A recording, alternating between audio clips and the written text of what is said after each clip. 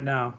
Dude, it's totally like it's like that kid's running to the car and the mom's like, "Nope, I said he has like 2 minutes and he wasn't at the car." And the mom's driving off and the kid's like running behind or something. Then like drove off at like minus 30 seconds. That's right. It's not true. Welcome to Practical Shooting After Dark. My name's Ben. We're here to talk about shooting. On deck today, Joel Park and Matt. Hello, everyone. Hi, everybody. Yes, it's nice to have you here, Matt. Are you coming at us from work? Is that what you're doing? Yeah, I'm in a conference room right now. Okay. Man, working those long hours. Okay. Working those medium hours. Yeah, depends on when you get in, if this is late or not. Oh, that's true. Yes, if anybody listening, we're recording this at 11 o'clock p.m. On a Friday night. A Saturday night. Slaving away, working real hard. If you go in at 4 p.m., that's not late, so. Yes, 4-hour day. In the hypothetical situation where if you've done that, yes, that would not be late. All right. Well, you guys know the rules. Everybody comes here with a topic, some stuff to talk about. Right from the jump, there's a couple of businessy things that I got to talk about because I don't know if I hit them before. So first one is part of a week of doing classes in Texas. I'm doing one with Mr. Kim. It is a Monday and Tuesday, I think, the practical shooting technique and training with Ben and Juan's class. It'll be at Austin Rifle Club. I'm only mentioning this on the podcast because it's something interesting and different with Wanzik and I doing a class. There'll be alternating segments who the instructor is, and then we'll have, two instructors, of course, going kind of back and forth as far as different technique and training ideas. So it'll be kind of like little of Kim and little of Ben. And then I've got a bunch of classes stacked up in Linden, California. Go to bensteger.com, click on Take a Class, scroll down. You can see the full schedule there. I'll be there from Monday, March 16th until Tuesday, March 24th, if that gives you any idea. Holy crap. So there's a lot of classes kind of racked and stacked. So if you'd like to train with me and you are in Northern California, or some people drive up from SoCal to take classes there. So anyway, that is an opportunity. What were you going to say, Matt? Is that all in the same range? Yes, all the same range. Oh, wow. Long time. Yeah. Is the Ben and Kim combo class, do they go to your website to get the link for that also? They sure can. Okay. But I just put up a thing on Facebook about that too. Anyway, that's what's going on as far as business stuff. All right, let's get into the topics, guys. Mr. Hopkins, what do you got for me? What do you got? Well, got I was going to talk about goals. Nothing crazy. Goals? Kind of talk about, like what are some of your goals? Like fashion goals? Like if I see somebody dressed particularly sharp? I mean, if that's what you want to talk about, sure. No, it is not. I've seen the way you dress. I've seen your haircut. That is probably not a goal you likely have, Ben. Your comments are hurtful, for one. Maybe I'm going for the guy who's slightly too old to still dress this way type of a look. You know what I mean? Let's surfer look, yeah. Never really got some style. Nice. No, talk about performance versus placement goals. Oh shit. Yeah. It can be kind of crazy, I guess, or whatever. So say you want to finish at whatever X% or X place at a match, right? Yes. You don't really have control over that. So you have to pick something out about that, or say you have a gun problem or someone like there's just more people. If there's more people than you think like are going to be there, that could affect your goal and like how it would affect you, like your mental state and all that. So you were talking about the fact that most people are not in the running to win nationals. Correct. Yet Yes. they still show up, right? They do. Well, what if my goal is I train up all year to beat Matt Hopkins at this production match, and then Matt doesn't show up, or Matt shows up with a carry optics gun? Then like I have no effect over that goal. Like I couldn't make that if I wanted to then. Right. Unless you like switch, you can't. Well, you can't jump over to CO, I guess, but yeah, I think it's one step in the goal. So say I want to finish X% at nationals. Mm-hmm. That is a goal, but then you need to break that goal out into smaller goals, kind of like performance goals performance goals. So like if you have to hit a 1 second turn and draw or a 1 second draw or a 1 second reload to finish at that X%, that's what you kind of want to look at. So you don't want to look at placement goals. That can be an overall goal, but you need to break that out in what it would take to get to that placement. Okay, so what we want to, so you'd say that placement goals are generally kind of bad for you. Is that what I'm kind of hearing? I think they're good as a starting point. Yeah. So say you want to finish in the top 16 at nationals. You can take that and see kind of the people that are finishing in the top 16 and see what kind of speed you need to have, what kind of points you need to have. So you need to work on your accuracy to get your points. You need to work on your speed and shooting and speed and movement of the stage to actually get those times. And then have that combination.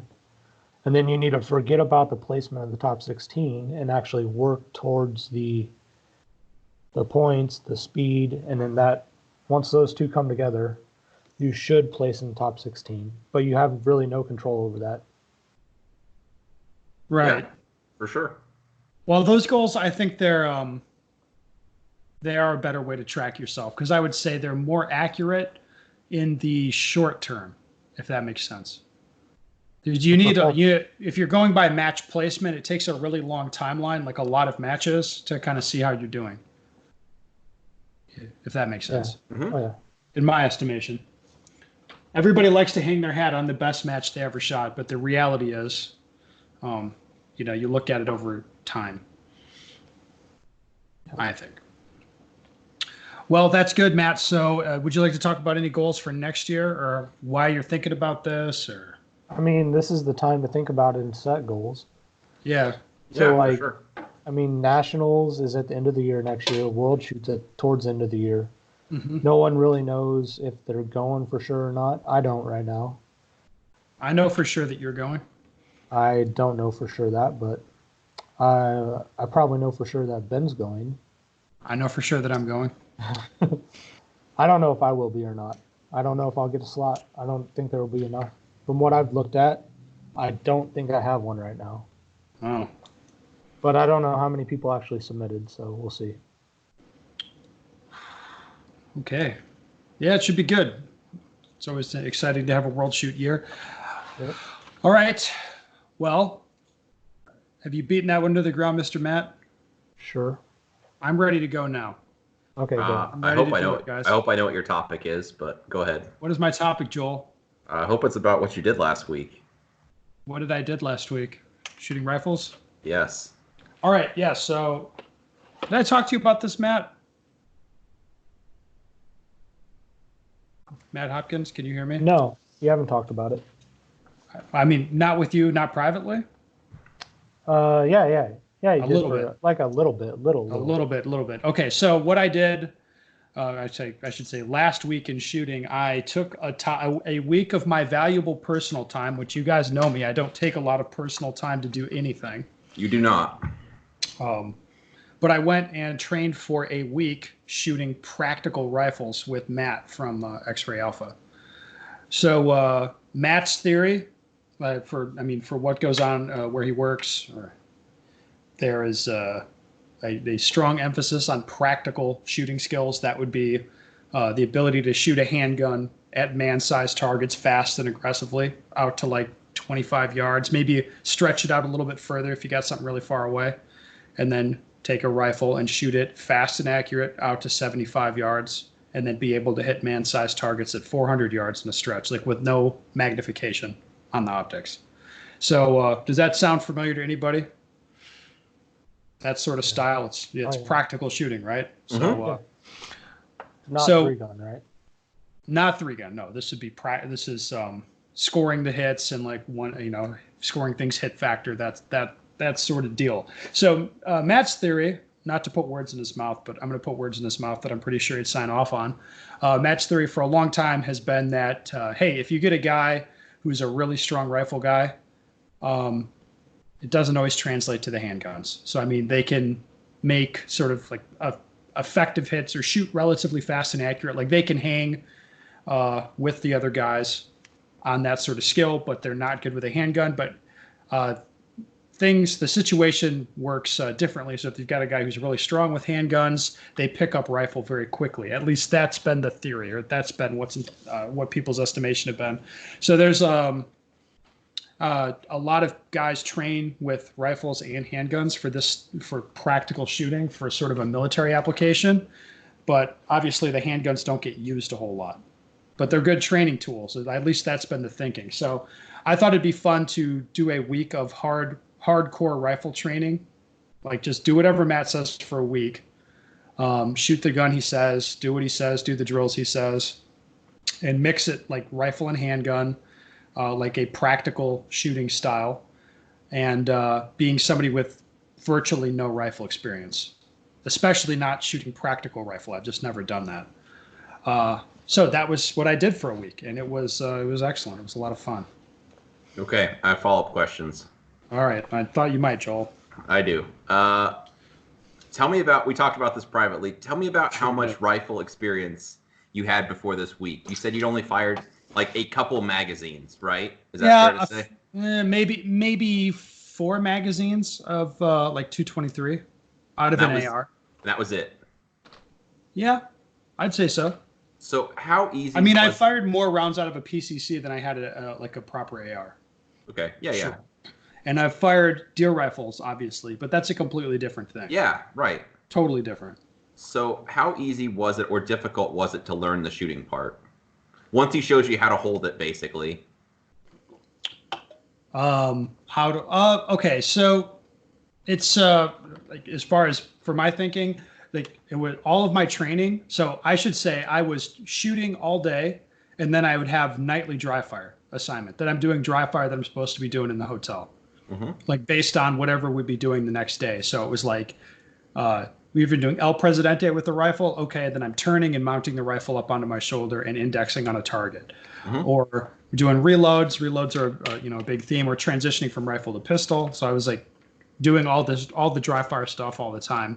As far as the actual marksmanship, like gripping the gun properly to minimize the sway of the reticle, and pulling the trigger straight, clean to the rear, it was basically not a concern, if that makes sense to you. Like, so marksmanship was essentially irrelevant. You have to be shooting unsupported at a target that we're going to be scoring the A zones, like shooting unsupported at 40 yards with a time limit, like a tight time limit. Then I would worry about marksmanship a little, but not really. It was essentially not an issue. Like, can I make the shot was just, if I can hold the gun, I can hit the thing, whatever it is. Yeah, and I've already watched, obviously the class, or I guess your class, but your training dump that you posted for me, and that'll be going on training group, by the way. You shot at a high level, and I would be willing to say, I think your handgun training led you, like you said, to be able to do that. Because I think if you gave the average dude, let's say a C-class guy, that same setup for training, that you wouldn't, how do I say it, like have such accelerated results because of your natural ability, or your ability you have with handguns. Yeah, so this was actually a pretty common theme. So the results were good. I could shoot like to skill tests. I could shoot objectively well on skill tests like that. I can reload the gun quickly and run it pretty good and hit stuff. And it kept getting better. So like I should say, I had a lot of fun. And as Joel knows, I bought a couple of rifles so I can train practical rifle because I thought it was fun.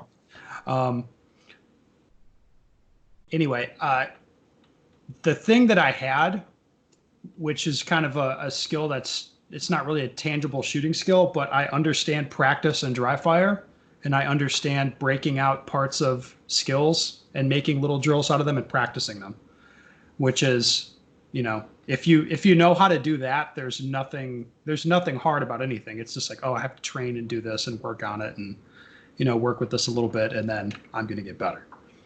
So does that make sense? Like, that's the big thing that I have is like, I understand how to practice and I'm going to do it. Well, it was pretty impressive, especially towards like the end. You were manipulating that rifle very quickly, where it looks like it's something that you'd been shooting for quite a while. Whereas like the average guy, if I took an AR bolt apart and told you how to put it back together, like you probably wouldn't know. Like it's not. It was Me? not something. Yes. I'd be fucked if I had to disassemble the gun. I'd be fucked. Yeah. But, Exactly. So it's like it's your. yeah, I could shoot it a little. It's something that you're just freshly exposed to, but you shot it at a high level and you learned it quickly. And like you said, I think that lends itself to it's just from your training with a handgun, and like you said, you understanding how to train. Yeah, understanding how to practice is a big thing. And with handgun shooting, the manipulations are really important. Like draw the gun fast, reload it fast. Mm-hmm. So as soon as you have that with a handgun, then when you get on a rifle, then it's like, oh, I want to throw the mag in there fast. Chambering rounds quickly, shooting quickly. Yeah. It's Matt compared it to like a Ferrari. It's like you're shooting your handgun, which is like a regular car, and then you get in a Ferrari. Is like that's the rifle because you can do a lot of damage with that thing really fast if you know what you're doing. Oh, I also saw that was surprising you did not double plug or anything. You were just rolling with earplugs. I was just rolling with earplugs, yes. That concussion from that thing bother you? Those things are loud, man. No, I was behind it, so it didn't bother me at all. So on the rifle setup, what'd you use, or does it matter? Because you had a couple different ones. I assume it matters. So the rifle I was shooting was a entry gun, I guess, or CQB gun. So again, it would not be a gun that people would be using for 3-gun. It was as short as you could get the gun legally, basically. So it was like a brace with a, 12-inch barrel or 12.5-inch barrel with a muzzle brake on it, and then no magnification on the optic. And then it had a flashlight on it for, I imagine, white light CQB, not a laser for NVGs, just white light. It's basically a mil-spec carbine type of setup with nothing super special, a 2-stage trigger in it. Like Joel's a rifle nerd, so I told him what it was, and it was like a super basic gun. Yeah, I knew I figured he ran Geisley because those triggers are awesome. I have a couple of them, but yeah, it was just a basic setup rifle with a non-magnifying red dot. It was basically the Glock 34 of rifles. Yeah, by estimation. Okay, yeah. And then if you're on training group, Ben has 3 or 4 videos to be posting. But one of them, Matt goes into his breakdown of the setup of the rifle, and basically, which makes sense for his use. He does not want a super tight, like a high tolerance 3-gun type of rifle, because in that type of an environment where you have it so finicky and everything's just so tightly put together that like the wrong piece of dust, mud, dirt, whatever, the gun just running is the main priority, which makes sense. So yeah, the gun should run. So anyway, it was very informative for me. I really enjoyed it. I'm going to be doing more of it. I'm a little sad there's not a sport where you do that stuff, but what do you do? Somebody will probably email with some like, you should do 3-gun, or like some obscure like 2-gun league I've never heard of. Challenge. It's like a carbine only match, and they do it on like the bays like you were on that you put on videos. So what is it called? I think Noveski had a carbine championship, something like that. Yeah. So they might have stuff out there already. I don't know how popular it is, or how often it happens. Well, the key stuff for me would be practical guns with hit factor scoring. I'd like that very much. I don't know about the hit factor scoring, though. No, they don't like hit factor scoring. It's so tough, right? What's that? It's so difficult to understand. I don't know. That to me, that makes it. Like, that's the part that's interesting. All right. So that's enough for me. Rifle Week was good. What do you got, Joel? Got any fun stuff? Just kind of like Matt, talking about next year's season, specifically matches.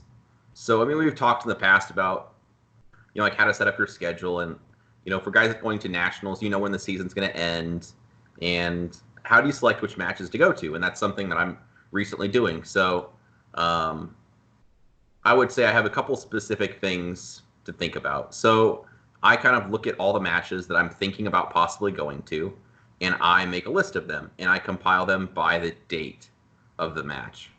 So I look, and I've got, maybe I've got some May, June, July, August, September, whatever, and they're all just in chronological order.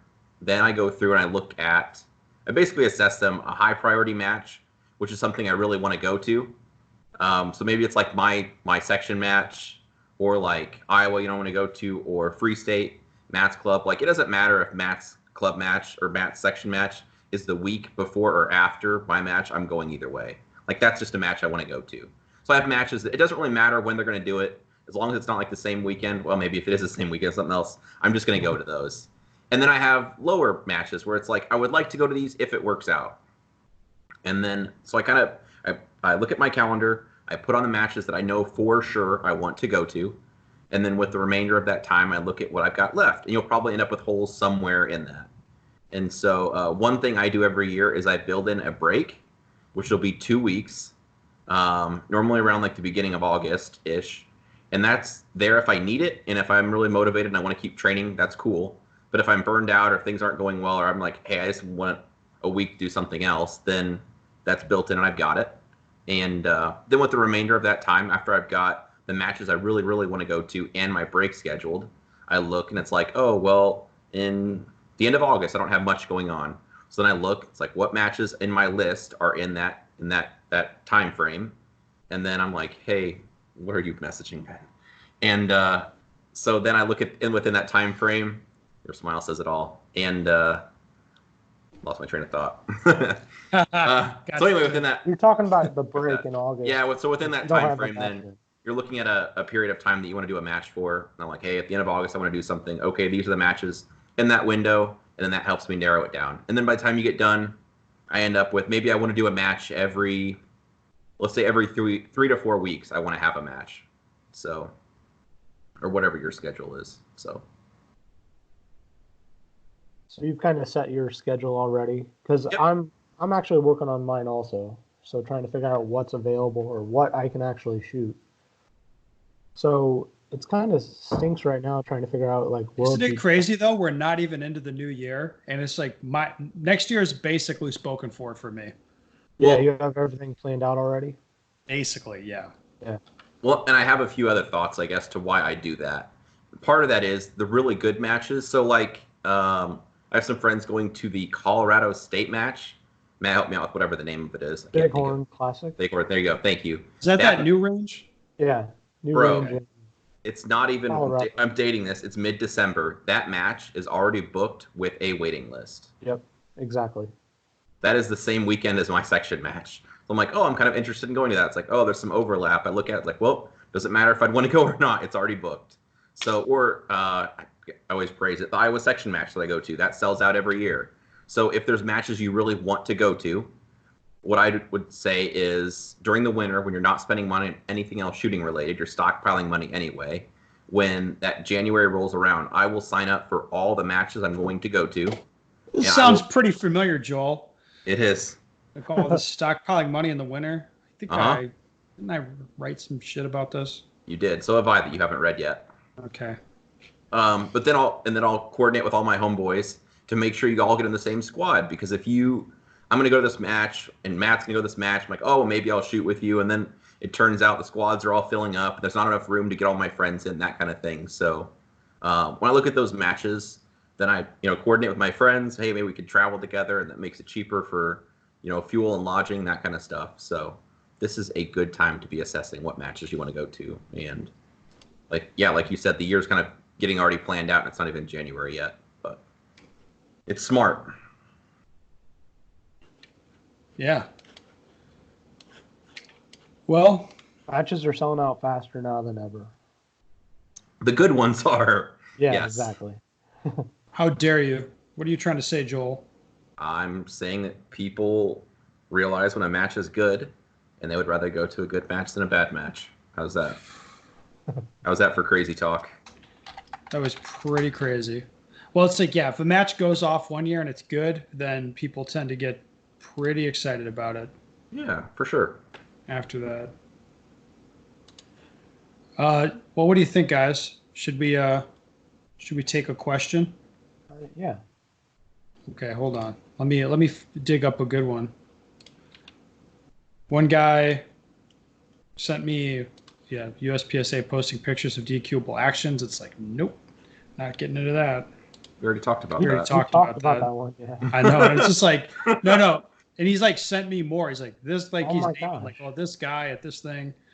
It's like, oh my God. All right. Let's You guys will like this question. It's not even really a question. It's more of a statement. Hit me. I listened to your podcast on the direction to on the direction of USPSA. I shoot I-Core and Steel Challenge. If USPSA allows Rimfire in, you will see a big change. Steel Challenge to me is more about the youth shooters. Most of the fastest shooters are 20 and under. I feel that the Rimfire manufacturers put more money into the sport than other companies. I see less revolvers and single stack shooters, and USPSA to me does not do much to promote the classes. The USPSA will go more to the Rimfire classes because it brings in more shooters. It's just a numbers game. So there you go. There's the statement. You go ahead and react to that, Matt. I don't know. You want me to go I'm first, Matt? torn on it. Huh? You want me to go first? Go ahead. Yeah, go ahead. The reason I think you don't see more junior shooters in USPSA is because it's expensive. And because to shoot, like he's saying, Rimfire Steel Challenge, at 1022 is what? A couple $100? Like maybe $250. You can shoot that with iron sights. Maybe you put a $100 red dot on it, and 22 ammo is inexpensive. How much would it be if your kid really wants to shoot open? How much would it be to get a 14-year-old kid set up with open? A $5,000 open gun, a complete rig, extra magazines, this match fees, lodging, that adds up fast, and not everybody can afford that. So, I mean, yeah, if you have a kid, maybe you put him in production. So like if let's say the dad shoots a Glock 34 and the kid shoots his backup 34 or something like that, you'd make it less expensive. But yes, to outfit a kid, or let's say you have two kids and put both of them in limited guns or open guns, or I mean, that's even production guns, that adds up really fast. So Steel Challenge is inexpensive to shoot, and I could see that's why more kids are in it. So you don't foresee Rimfire taking over USPSA? No, because I think hit factor is very important, and that is what makes USPSA awesome. And I don't know how you would do hit factor scoring with a Rimfire. Just score a major. It's not that complicated. And then the steel targets would no longer be knocked down. Rimfire scored major. Boom. Maybe that's how we get the steel calibration. Yeah, that fixed. No, it would definitely change the game too much. You say that. Being honest, I would not be surprised if Rimfire got allowed in USPSA at this point. I'm not saying I'd be happy or unhappy. I would not be surprised, though. I wouldn't be surprised. I think I can see it going there as an evolution to the sport. Not saying it's good, not saying it's bad, but I can see the sport evolving into that. It wouldn't do anything good for me. I can promise you that. Right. It would bring, I think, the same people over from Steel Challenge that came in. 22 you can buy anywhere. The guns are cheaper. Doesn't make it like right or what should happen. But I do see it going to that point at some point, unfortunately. All right, let's get you guys a little more wound up with the rules. How's this sound? Oh. Your recent mention with X-Ray Alpha on rifle shooting, along with your IG post, reminded me of something I've thought for a while. My question is, as a U.S. arm of IPSC, USPSA has made its own modifications to the pistol part of USPSA. But how about a revamp of the IPSC rifle rules? Over the last two decades, there have been tons of progress made in the AR M4 shooting world, but the current IPSC rifle rules do not really reflect the current gear or uses of the AR-15. Specifically, everyone that uses an AR in their profession uses a LPVO, red dot, or similar, but the IPSC rules divisions for semi-auto guns are basically open and then irons with no bipods. Recent World Shoot had very few close-range targets, pretty much zero shooting on the move, and it looks like there was nothing in the way of decision-making as far as attacking a stage, i.e., there was one way to do it, and every shooter did the same thing. The round count on each stage and current rule set make weapon manipulation pretty much not a thing. Honestly, the match looked boring as hell, and those types of stage attributes are exactly what we hate to see at pistol matches, yet the damn World Championships look like a level 1 club match to me. In my opinion, it's not a truly thorough test of a shooter's abilities, and I would guess those on the world stage would agree. Better courses of fire, updated equipment rules, and maybe a magazine limit to force some reloads would provide something I think a lot of U.S. shooters would be into. 3-gun is losing popularity, and I think shotguns and time plus scoring are the reasons why. Interested in your thoughts. None of us shoot 3-gun. None of us have been to an IPSC rifle match. One of us did a lot of rifle shooting last week. That's pretty much that's pretty much the basis that we're coming at this from. I watched a lot of the videos from the World Shoot, and I didn't think it looked that bad. I've not seen a lot of rifle. It looked biased fucking towards accuracy for sure, like super hard. Wait, we're talking about no, the one that was this year in Sweden. Yes. Oh yeah. No, I didn't watch that one as close. The one in Russia looked hard as fuck. Oh really? Yeah, the one this year in Sweden looked kind of appropriate, I thought. Like they were, I don't know, I didn't expect 3-yard targets so people could shoot them on the move at a rifle match. But maybe that's what people want, I guess. I don't know. I mean, I can tell you why I don't shoot 3-gun. Okay. Tell me. No body to run the rules, so there's like no organization. Yep. Time plus scoring is an absolute no. Like just not into it at all. Like it's just hard pass because of that. And shotgun is stupid. I think the biggest I can tell you that why I'm disinterested. The biggest thing for me is the no governing, because you can have 2 matches back to back and they can be completely different. So it's basically outlaw at that point. Yeah. And no, it is outlaw, but there's no. I mean, I wouldn't give a fuck if it's like outlaw or not if I know what the rules are getting it. If I can just have one gun and this works for the rules, it's competitive in a division or whatever, and this is fine. Not just the rules, but the rules everywhere.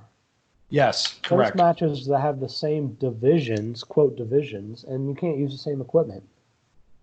Or you have to, like one is a little more open, and if you have a whatever different type of gun, you're at an advantage compared to someone else. Right. Well, I can just tell you, like, reading this guy's email, like that appears correct to me. But I don't think like the one part of it that I don't think is right is I don't think people like U.S. shooters would be more interested in this. I don't think so either. Like I don't see a way to get people interested in it. Nope. I mean, if there's a sport where I kind of like you're shooting your rifle, like maybe half the shots are like CQB distance, like inside of a bay or like 20 yards and in. So a lot of like half the shots are like that. And then occasionally you stretch it out and you're shooting at man-sized targets at 300 yards. And then, that kind of stuff. And you're scoring at hit factor. I would be down for that. That sounds awesome. Fun. Yeah. That sounds super fun. I just don't see it happening. Sounds like a USPSA version of rifle shooting. No, that's exactly what it would be. Yeah. So like a 20-yard target is like a burner 3-yard pistol target. No, you'd have targets at 3 yards as well. Oh, okay. You just have them all mixed up. Okay. All right. Today we should have Matt on here sometime and to talk about like the practicality part of practical shooting, where it's like, hey, what about shooting at a target like this distance, such and such? You'd be like, well, how do you even identify that as a target? And it's like, that's a good question. That's a fair question, sir. I believe we may have had a phone call while you were there saying, tell Matt we need to get him back on. We need to have him on the podcast. Yes. If Matt is listening, you need to be on the podcast. I don't think we need to have like a military sport, but like having some of that. It's really difficult to write rules that it's like you want it to be like real equipment. Like I would personally, I'd want it to be like real style equipment, like open guns. I'm not interested in open guns really, but like having real style equipment with the scoring rules that make sense without it getting to the rifle only. I don't know. Like I think it'd be 2-gun to be cool, right? Yeah. Like I don't know. It'd be interesting, especially if you brought in like slings and stuff like that. Or but then, like, how do you write the rules for this deal? Where it has to be very intelligently written. Yeah. Can you just Control F on right? And then there's some. Okay, so here's a rule for practicality's sake, Matt. Like let's say it's a 2-gun sport, rifle pistol. Okay, so we'll have some rifle stages, some pistol stages, but if it's a rifle pistol stage, you can't drop your rifle. You got to keep it on you. That's kind of neat. Yeah, that'd be okay. Well, that's the way you practically use them because they would Then be. you'd have to be careful because you have the 180 consideration, and Right. people with slung rifles, I can just foresee doing crazy shit. Right. Okay. So now we're on the same page. How Right. about this? Now, let's say we have divisions for equipment. Like, let's say there's one that's open, anything goes, fine. Like, or Right. essentially anything goes. And then you have one that's like modified in some way. And then, like, let's say we want one that's like for practical, like a production style yeah. division. Okay, so no magnified optics on anything, just a red dot for your rifle, iron sight for the pistol. No compensator, probably a flash hider only or something like that. I don't know if that makes like, does that rule make sense or not? I don't know. I was just thinking more production stuff. Yeah, and then how do you govern that? Like, what's the difference between? And then how hard do you want to take it? Like I personally, I would be fine if I had to wear more shit while I was shooting. Like if I have to wear I have to wear a kit while I'm shooting, I would be okay with that. But I'm not sure I want to shoot with the crowd that's going to draw. You know what I'm saying? That would be a very specific crowd, I think. Especially if it was like, you got to wear a plate carrier that weighs X amount of pounds. Yes, you have to wear a plate carrier and a helmet, which I will say is way harder to shoot in. A plate carrier and a helmet does not make your life easier. So I would appreciate the challenge, but I'm not sure I'd want that crowd there. The plate carrier crowd. I think it would. Yeah. You see what I mean? Like, there's a lot of rules, like USPSA having the no camo thing. Like, and let's just ignore USPSA staff wearing camo around because they're the only ones that wear camo. But USPSA having the no camo rule makes a lot of sense. Like, I actually like that rule because it keeps dipshits out of there somehow. Dude, we could talk about this stuff forever, couldn't we? Probably so. That's a very Position of complete ignorance because none of us shoot this. All I can say is what it would take to get me in. Yeah. What would it take to get you, Matt, into this rifle thing? I don't know. I don't know if I would. How about an organization, and then that does not have time plus? A national organization would be a great first step. Yes, it'd probably be the step that would be required to have me even think about it. Yes. Yes. Because if I go to wherever, I want to know what the rules are going to be, know how the match is going to be ran. Like, yes, I don't want surprises. Yeah, no, you definitely and don't I want equality. Like, you got to have equality across the match so it's fair. You can't just like go to some local dude's range and like go beat them up, and then like all of a sudden the rules change. I have heard so many horror stories about rules changing mid-match at 3-gun matches. Oh my gosh. I can't imagine doing that. And then you don't know how you're going to do. Like, you spent some amount of time getting ready for that. Yeah. Well, I think the problem. Go ahead. You just have no idea what's going to happen. If you're doing too good, somebody might not like that and change the rules. That's what I was just going to say. The thing I think is don't be too good and win by too much. And then you don't have to worry about them changing the rules. So just barely win, right? Yeah, just barely win. I think that's the game plan. That sounds smart. Or make it look like a challenge, then like really like go to town the last couple stages where you could actually shoot like properly. Yes. All right, guys. Thank you so much. We're gonna cut it off because we had better shit to do, and we could talk in circles for an hour about this and be no closer to a informed answer because none of us really know shit about this. It would be fun. We should get like a real 3-gunner on sometime and talk about it. Be like, hey, so everybody on the internet says 3-guns fucked. Is that true? And if so, how do you unfuck that? I don't think they want to. What's that? I don't think they want to. Well, until next time, listeners, if you have a question, go to bensticker.com, send it to me. Otherwise, send it to Matt, and he'll address your question for you.